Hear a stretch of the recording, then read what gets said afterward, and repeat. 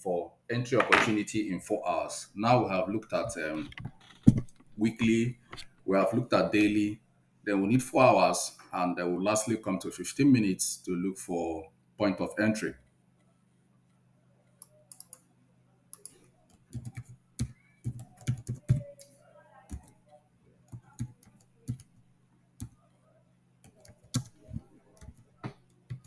So AUD USD 4 hours.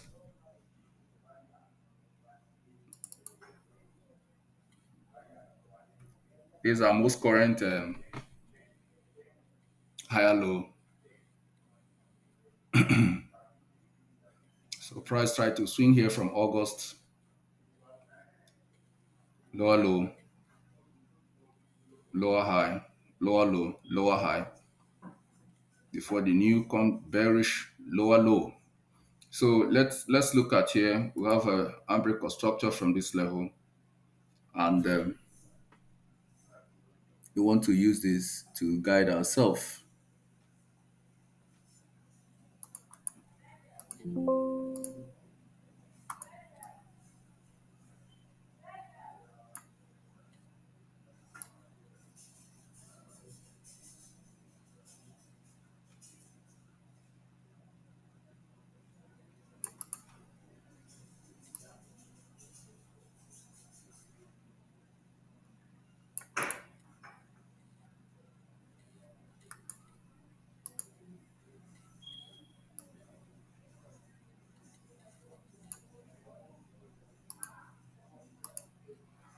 So you can see the structure here acting as a dynamic support, which I will call descending trend line (DTL).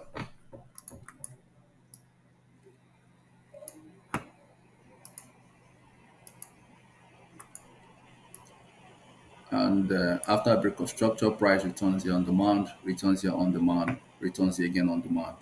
So technically, we want price to return here again for a possible buy opportunity. So AUD USD still have one more leg, and we'll have lineup of United States fundamental analysis into 2025. We have checked it, and we're also going to present those economic data that will likely change the direction of the trade. But we think AUD USD remains bearish, and this is our new higher low. From the structure we have, this is our new higher low. So now the structure is trying to set up a descending bearish channel. So if we are to remain in this bearish channel, of course, market cannot run only in one direction. It has to swing lower low, lower high, lower low, lower high, lower low, lower high, until we begin to have a change in direction of trend, where we look out for a bullish price action. But at the moment, the market is bearish. So we're looking for a buy opportunity in a bearish market. And nobody should tell you that you cannot buy in a bearish market. But why a lot of traders avoid buying the bearish market is it's very technical, it's very analytical, and most times a lot of traders do not know and do not have the technical strategy to buy in a bearish market. So let's look at it again, where we see this swing, and ultimately see price coming down a little bit. So with our vertical strategy, we'll see that price will still come down more. Price will still come down more. So it's likely AUD might just dip into this area for a buy. So if you're entering a buy from there, your stop loss has to be strong. So from where price is now, you see at the moment, let's zoom it clearly on 4 hours to see that on 4 hours, price has maintained a demand floor.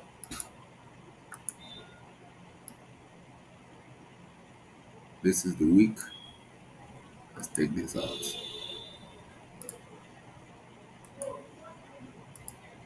This is the week, and by close of the week, the week support structure was respected.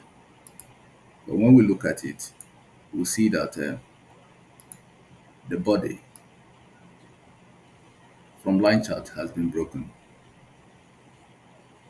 You can see it. To look it up from the line chart, you see we have a break and retest here. If you look at it from a line chart, you will see it. But well, the wick is still protected, so let's work on the wick. So what we'll see here that will happen is a case of candle still trying to move down. We want price to continue to come down to this level. Let price get into this box. If price get into this box, we're going to ultimately return here before it upswing. So this is what we see for AUD USD.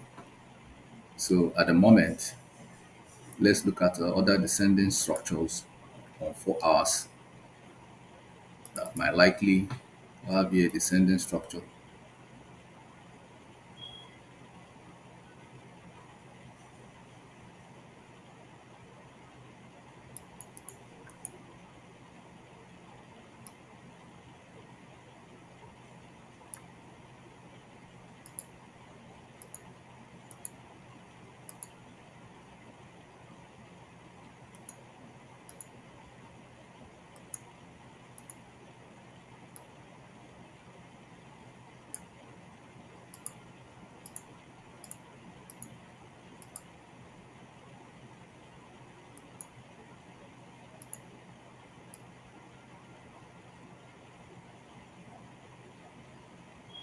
So you can see that we are right.